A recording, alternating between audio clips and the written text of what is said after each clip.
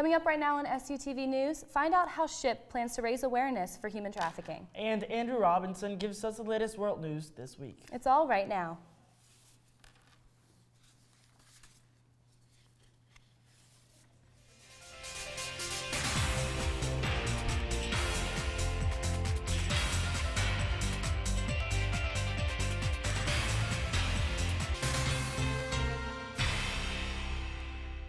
Hello and thanks for joining us on SUTV News. I'm Joe Rodriguez. And I'm Lucy Davis. Relay for Life is adding some color to your March. The club Colleges Against Cancer has partnered with Relay for Life to host a Colors of Hope 5K run walk. The race is March 28th at 1 o'clock.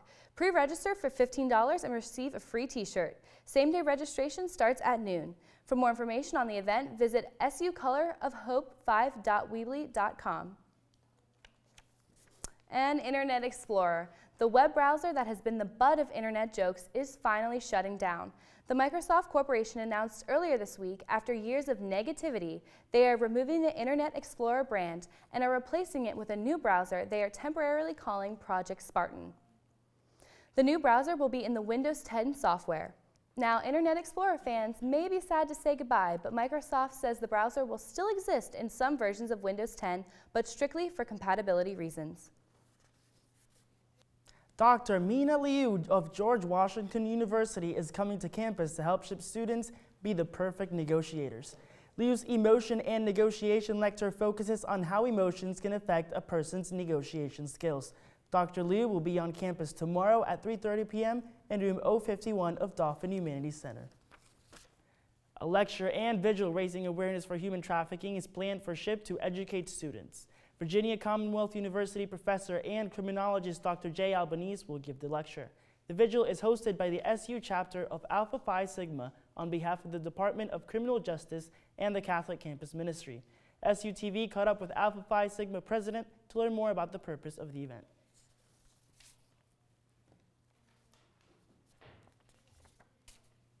Dr. Albanese's purpose in the lecture is to help raise awareness of human trafficking and also let people know about the prevalence of it, not just locally, but more as a national and even international problem. The lecture and vigil are March 21st in the Tuscarora room. Andrew Robinson is here and has this week's world news. From a shooting at a museum in Tunisia to a royal visit at the Capitol. Thanks, guys. At least 21 people are dead after a shooting in the capital of Tunisia earlier this week. 2 gunmen were killed by security forces following the deadly attack. Authorities launched a manhunt for 2 or 3 accomplices in the attack. At least 44 people are wounded in what is the deadliest attack in the country in more than 13 years. Aid is rolling into the storm-battered country of Vanuatu after Tropical Cyclone Pam hit the island. The island, just off the coast of Australia, is a destination for foreign travelers, but is also one of the poorest countries in the Pacific. The extent of the damage is still being surveyed. Israeli Prime Minister Benjamin Netanyahu declared victory and remains the incumbent leader of Israel. Shortly before Election Day, Netanyahu made a major push that no Palestinian state would be established as long as he stays in office. The next prime minister must deal with the country's soaring cost of living and the country's relationship with the United States.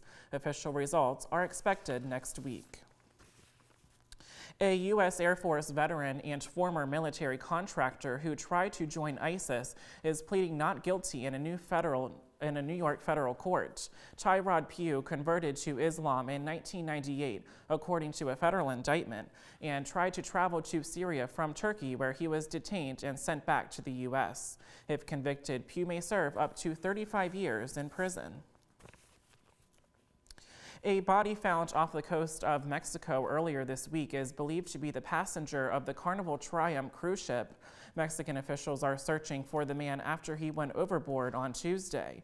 Carnival isn't saying how the 54-year-old fell from the ship. The liner is finishing up a 5-day itinerary and is due back in Galveston, Texas today. And finally tonight, Prince Charles and wife Camilla spent the day in Washington, D.C. Wednesday, where they visited D.C. landmarks as part of their trip to the United States. Civil rights leader Jesse Jackson escorted the couple around the city to landmarks like the Martin Luther King Jr. Memorial.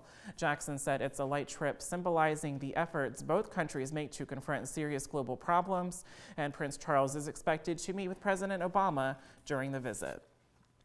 That's all of your world news for this week. See you next week. Back to you guys at the desk.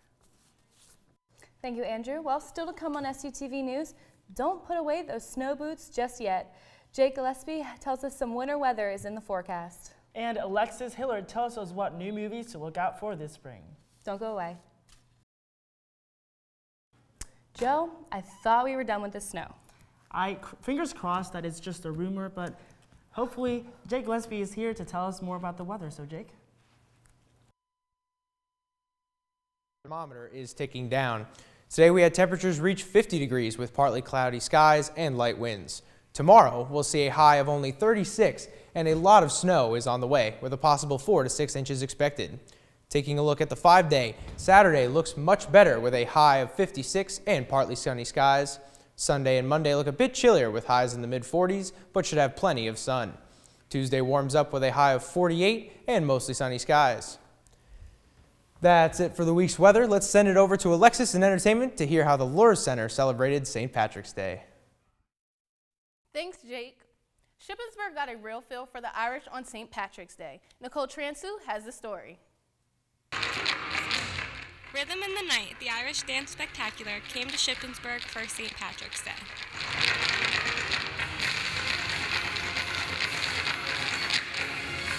The young Irish dancers, brought together by Justin Burrows, is anything but a traditional Irish dance group.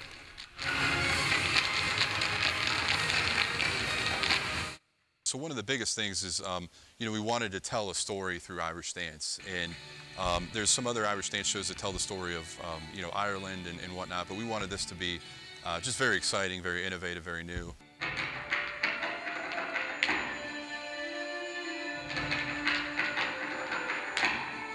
We came up with a good versus evil storyline where the main character kind of rises to redemption at the end, and that's one of the names of the numbers.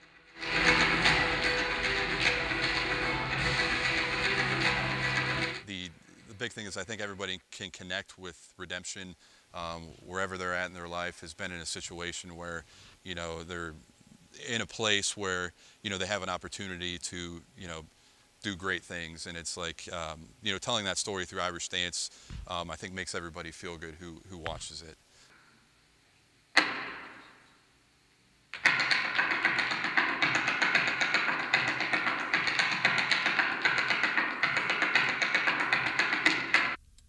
After touring with Lord of the Dance for 2.5 years as a teenager, Justin had an idea. I kind of had a vision in my head of, another production that was kind of unique, had a different type of soundtrack that, took all the great elements from Lord of the Dance, Riverdance, and also incorporated some new innovative type elements to take Irish dance to the next level.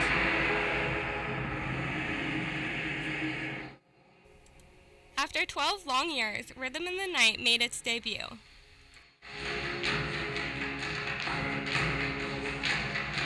Eventually, we decided to start real small with a local group of dancers in Sarasota, Florida, do some test marketing, and then people liked the concept, so we decided to kind of build it out. With dancers from Czech Republic, Russia, and all over the United States, Rhythm in the Night continues their tour in New Jersey tomorrow evening. For SUTV, I'm Nicole Transo. After only a year performing, Rhythm in the Night has certainly come a long way. One campus organization is using the art of the written word to spread a message of equality. The Spawning Pool is now accepting feminist-themed poetry. The Spawning Pool is a division of the Reflector that publishes literary works of fiction, nonfiction, poetry, and art. Any poetry is accepted as long as it is feminist-themed. Poets can submit their work to poetryspawningpool2015@gmail.com. The submission deadline is March 23rd. Talented artists and performers are soon to take over Shippensburg University. The Brothers organization, an on-campus group that teaches young men how to serve their community, will be presenting Campus Invasion in the Memorial Auditorium. The talent show will feature dance performances and musical numbers from various artists. Within the dance performances, we have two organizations here at Shippensburg University that are involved underneath the Multicultural Students Affairs Office. Those organizations are Heritage Dance Company, along with Urban Flow. Audience members have the chance to participate by voting for their favorite act. Tickets for students are $5 and non-student tickets are $7. Doors open at 6:30 and show starts at 7 o'clock. Potential cinema classics are hitting the big screen this week. Holly Hare has the details. Coming to a theater near you this week, from the director of Taken, The Gunman, starring Sean Penn, is an action thriller based on a novel by Jean Patrick Manchette. Penn's character, Jim Terrier, is an international operative looking to get out of the game, but the organization he works for has a different plan. Jim, why are you here? Someone tried to kill me 3 days ago. In efforts to clear his name, Penn's character must go on the run across Europe. All this while suffering from PTSD. Check out The Gunman this weekend to see how it all pans out. And do you believe? From the creators of God's Not Dead, starring Mira Sorvino and Sean Austin, is an all-new film about the power of faith. A pastor, surprised by the faith of a street corner preacher, is quickly reminded that belief starts with action. This realization ignites a chain reaction in ways unimaginable. Do You Believe has critics and audiences feeling a new sense of hope. You remember her from The Fault in Our Stars, but Shailene Woodley takes on a daring role in the second film in the Divergent series. Alongside her counterpart from the top-selling romance novel and film, stars Ansel Elgort. Also reprising her role in Divergent is Kate Winslet. Insurgent and the series' ultimate plot takes place in post-apocalyptic Chicago. The future belongs to those who know. Desperate for answers, Woodley's character and supporting actors pursue previous endeavors. See how it all unfolds in theaters tomorrow. For SUTV Entertainment News, I'm Holly Harrer. Writing a play can take years, but some ship thespians are going to pull it off in just one day. This Friday, the student theater group Act 5 will be taking on the challenge known as a 24-hour play. Here to tell us more is Tim Hippenstill. Hello, Tim. Hi. First off, we just want to thank you for coming in tonight. We're really happy to have you here in the studio, and we're excited to hear more about this 24-hour play that you guys plan. Usually they do it in years, but you're doing it in 24 hours. Is this your first time doing it? Yeah, our group, Act 5, we've never done a 24-hour play. Typically our plays, you know, we buy the show rights from somebody and then rehearse it over a few months and then put it on. But this one, we've never done something like this before. So this must be really exciting for you, being able to just jump in there and do something within 24 hours. I mean, I know it can be nerve-wracking, but I'm pretty sure it's exciting as well. Yeah, because we get to, starting tomorrow night, we get to write, cast, direct, and put on an entire show within 24 hours. So it's going to be really stressful, but I think it's going to be a lot of fun. Yeah, I mean, it sounds like fun. I'm excited to see it. Can you tell us a little bit about some of the details as far as in how we get into the play, exactly what's going on with the play? The play is happening in Memorial Auditorium at 8 o'clock on Saturday night. It's free admission, but we're accepting donations if anybody feels, you know, so inclined, but it's free to get in. Well, I'm glad. I think students are glad to hear that as well as everybody else. I mean, I'm excited to see it, and I'm pretty sure you guys are excited to see it as well. We just want to thank you for coming in the studio tonight. We really appreciate it, and it's going to be a lot of fun, I'm pretty sure. Thanks for having me. Be sure to check in next week to get the full story. We'll be right back after the break. Thank you for tuning in to SUTV Sports. As the warm weather rolls in and the spring sports begin, let's take a final look at how winter sports finished the season. Women's basketball finished overall 19-11 record, losing to Westchester 70-77 in the second round of the playoffs. Men's basketball was eliminated in round 1 against Kutztown. The team finished 13-14 overall. Liz Ross represented women's indoor track and field at the NCAA championship, placing 14th in shot put. The men's 4x4 finished top 10 at the championship. Women's swimming finished 6th place at the championship with an overall record of 5-2. The men's team finished the season 3-3 with 15 individual places at the PSAC championship. 4 wrestlers represented the team at the NCAA Division II Championship, and they placed 38th as a team. Lacrosse took on the Chestnut Hill Griffins Tuesday afternoon, coming off of a big win against Rockers. Bernadette Koff has your highlights.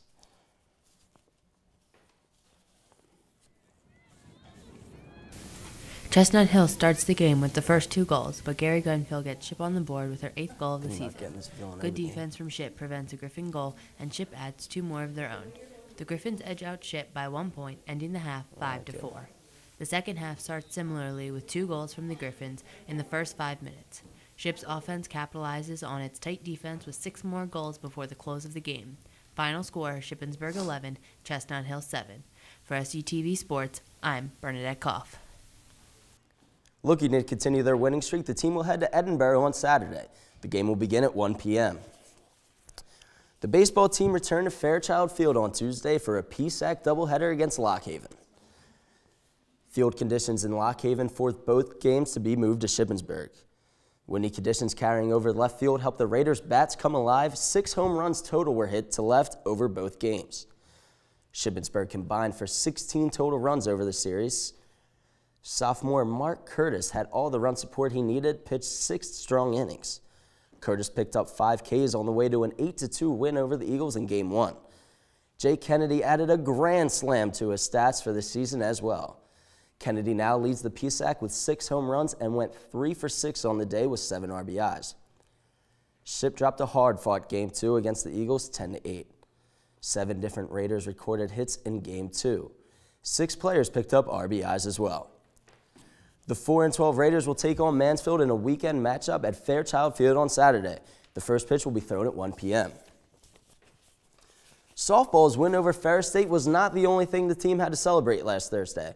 Head coach Bob Brookins became SU's softball's most winningest coach. He, however, believes the praise should be given to someone else. It's really been the athletes, the young ladies that have played the game that should be considered someone with the most wins. Brookins has complied 450 wins with 3 PSAC championships in 14 seasons. He is a 6-time PSAC Coach of the Year and among the top 50 winningest coaches in NCAA Division II history. That's all for SUTV Sports. I've got some March Madness to watch, and I'm sure you do too. Tweet your bracket and everything March Madness with the hashtag SUTV March Madness for a chance for your tweet to be featured on next week's broadcast. I'm Luis DeSanto. Let's take it back to Lucy and Joe at the desk. Thanks, Louis. Well, that is it this week for SUTV News. I'm Lucy Davis. And I am Joe Rodriguez. Now, do not forget to follow us on Twitter and Instagram at SUTV News and like us on Facebook. And as always, for more information on tonight's story,